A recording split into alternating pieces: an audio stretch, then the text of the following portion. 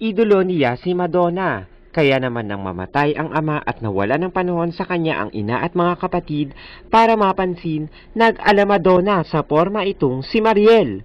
Puno ng balahibo, nagtitingkaran at kumukutitap ang kulay ng damit at nakakorona pa na tila prinsesa.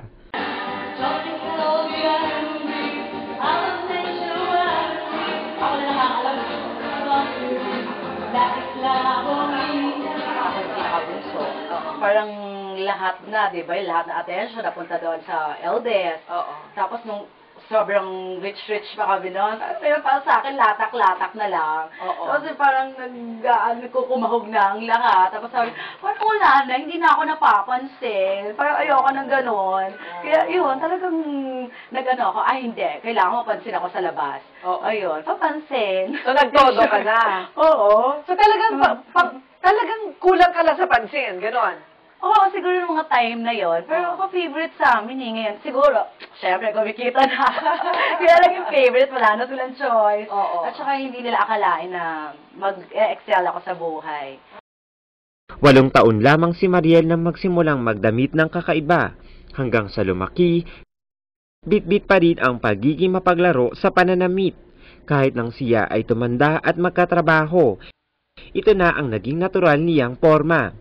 So, ano bang trabaho mo talaga? Usually kasi, nung ano pa lang, sa advertising, kasi mass comm graduate nga ako. So after that, parang kulang. Sabi ko, ay, sandali, kulang ang income. Meron ditong credit card business. Ay, sabi ko, ito, unlimited income. Ito rin daw ang dahilan kung kaya't nabihag niya ang asawang si Mark. Unang kilala ko kay Mariel, kakaiba na siya sa ibang babae. Habang tumatagal, kumukuti-kutitap siya, parang gano'n na. Glowing siya. Parang kakaiba siya sa isang crowd. Michelle, can you handle this? Beyonce, can you handle this? I don't think they can handle this. Better move, even rise. Look fly, baddest chick inside. Walang pakialam kahit pa hindi terno o magkakabagay ang mga isinusuot. Parang nanghihina ako. Parang hindi ako nakapag-vitamina. Parang itong vitamina ko, yung mga kulay, yung mga kumikinang, yung mga masasakit sa mata. Maging ang bahay ni Mariel, wala ring pagkakaiba sa kanya. Buhay na buhay din. Minsan nga daw, dito na siya kumukuha ng pangdisenyo sa sarili. Maraming mga nakasabit na kung ano-ano. At sabi nga niya, basta't panay na lang ang pulot niya kung ano, dito sa bahay mismo niya, at kinakabit mo sa katawan mo pagpalabas ka na ng bahay. Bansag nga ng iba kay Mariel, dayang Tessa Prieto. Minsan na rin silang nagkaharap nito at maging si Tessa, humanga din kay Mariel.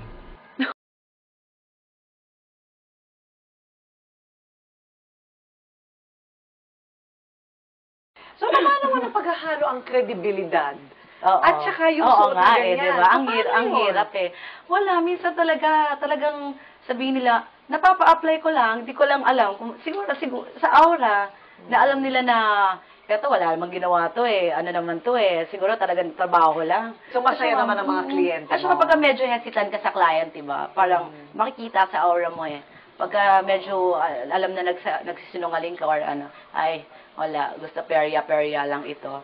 Pero, ganun lang ang labanan nito. Baka nalaloko or something. Right. Nakakatuwa at nakatatawa man daw minsan ang kanyang estilo ng pananamit, hindi naman ibig sabihin nito na puro katatawan ang laman ng kanyang buhay. Sa katunayan, maganda ang panuntunan sa trabaho ni Mariel. Marami na siyang nakuhang parangal bilang pinakamagaling na empleyado sa card company na kanyang pinapasukan. 77 approve lang. Bilang event at promo specialist sa dating pinapasukang advertising company, dumami ang mga koneksyon ni Mariel.